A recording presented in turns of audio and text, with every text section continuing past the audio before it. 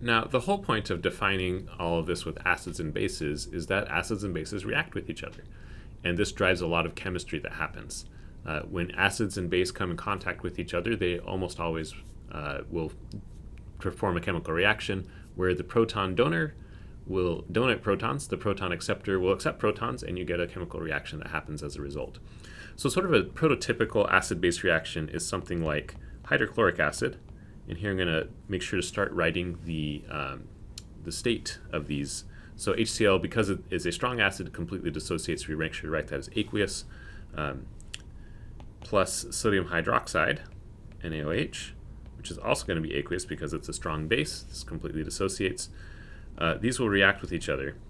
And we can see the protons from HCl are going to react with the proton acceptors from sodium hydroxide, and those will combine to form water. So that'll form as a liquid, and then we'll get sodium chloride, salt, as another aqueous product. So again, just to reemphasize here, we have our proton donor, our acid, our proton acceptor here. This is our base. And in this case, our resulting products are water and then a salt that forms from the what's left behind after the proton donor and proton acceptor react. So this way of writing this chemical reaction, we can call this the molecular equation, because we're writing everything as the complete molecules that they are. Now, of course, we just discussed that none of these stay completely associated in water. In fact, they completely dissociate into separate ions.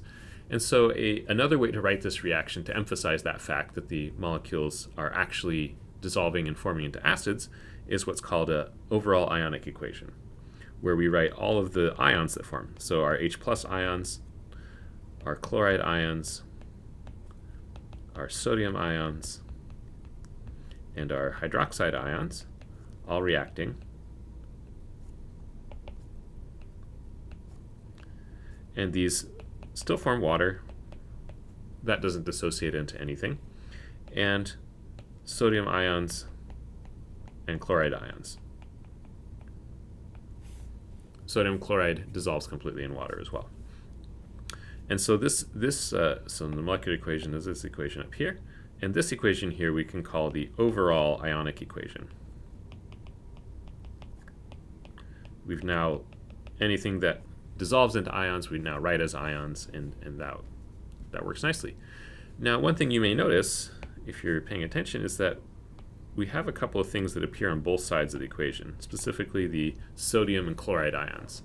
And these are what we call spectator ions, meaning that they don't actually participate in the reaction at all. The chloride just stays as chloride. If you sort of watch this, if you're able to watch the molecules in your beaker, you would notice that the chlorides weren't actually doing anything in the process of the chemical reaction. All the action happens with the protons and the hydroxide ions. That's where all the chemical reaction happens. Same thing with sodium ions. They just sit around. So they're just watching. We call them spectator ions. They're just watching what's happening. And so a common way to simplify this net ionic equation is to remove the spectator ions, since they're not actually part of the chemical reaction. And the result we get for this reaction is we get H+ aqueous plus OH- aqueous reacts and forms water. And this version of the equation, after we've written out the ionic equation and removed the spectator ions, is called the net ionic equation. This is the net chemical reaction that happens once you remove the things that are not actually participating. And so this is a prototypical acid-base reaction. We're going to have a proton donor, proton acceptor. In this case, they're both strong acids reacting to form water. And if you ever have a strong acid and strong base react, this is going to be your net ionic equation, because you will get these H+ ions in solution, you will get these OH- ions in solution, and they'll react.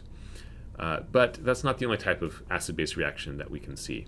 And so in the next video, we'll look at some other examples of acid-base reactions and how we can look at them and predict products of the reaction based on what we know about protons being donated and protons being accepted.